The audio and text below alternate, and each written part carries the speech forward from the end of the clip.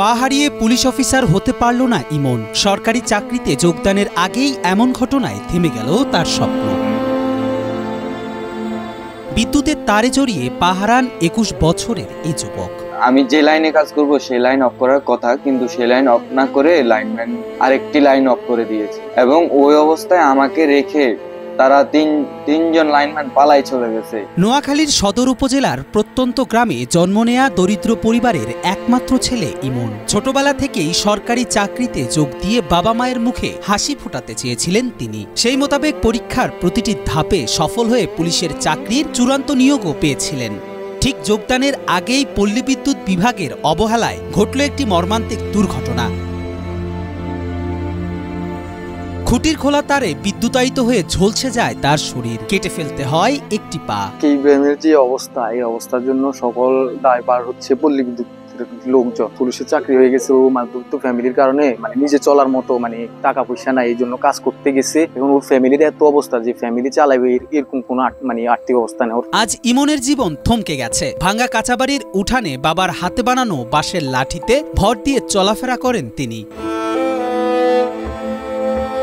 পল্লী বিদ্যুৎ সমিতি কৃত্রিম পা ও চিকিৎসার জন্য কিছু সহায়তা করলেও বর্তমানে চিকিৎসার খরচ চালানোর সামর্থ্য নেই পরিবারটির। ১০ লাখ টাকায় ভিটেমাটি বিক্রি করেও শেষ সম্বল হারিয়ে এখন নিঃস্ব তারা।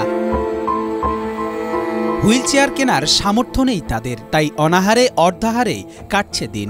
ছেলেটার যে অবস্থায় দেখেছি সেটা বাঁচার মতো নয়। তার বাপ হলে দিন মজুর, ফ্যামিলিগত একবারে দুর্বল। এরা হাসপাতালে আমার ছেলে কঙ্কালের মতন পড়ে রয়েছে। আমার সংসারটা এলোমেলো হয়ে গেছে।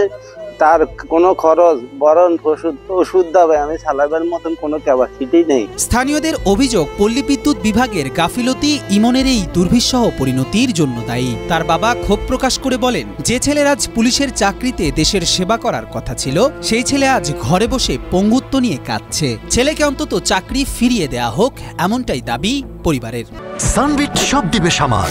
সানবিট ম্যাজিক প্রেস ডিশওয়াশিং এর মাথা ঘোরানো সলিউশন।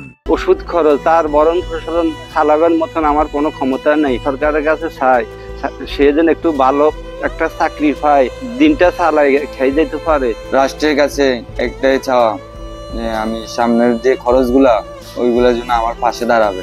এদিকে আহত ইমনের চিকিৎসা ও কৃত্রিম পায়ের জন্য আর্থিক সহায়তার পাশাপাশি মানবিক বিবেচনায় তার চাকরির আবেদন ঊর্ধ্বতন কর্তৃপক্ষের কাছে পাঠানো হয়েছে বলে জানান নোয়াখালী পল্লী বিদ্যুৎ সমিতির কর্মকর্তা। একটি সুবিধা চাকরির জন্য একটা আবেদন করছিলেন, সেই আবেদন যথাযথ কর্তৃপক্ষ বরাবর অগ্রগামী করা হয়েছে। একটি দুর্ঘটনা কেড়ে নিয়েছে একটি জীবন ও পরিবারের সব স্বপ্ন।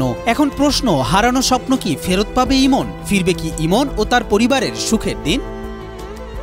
কবির চৌধুরী জয়, মাই টিভি নিউজ ডেস্ক।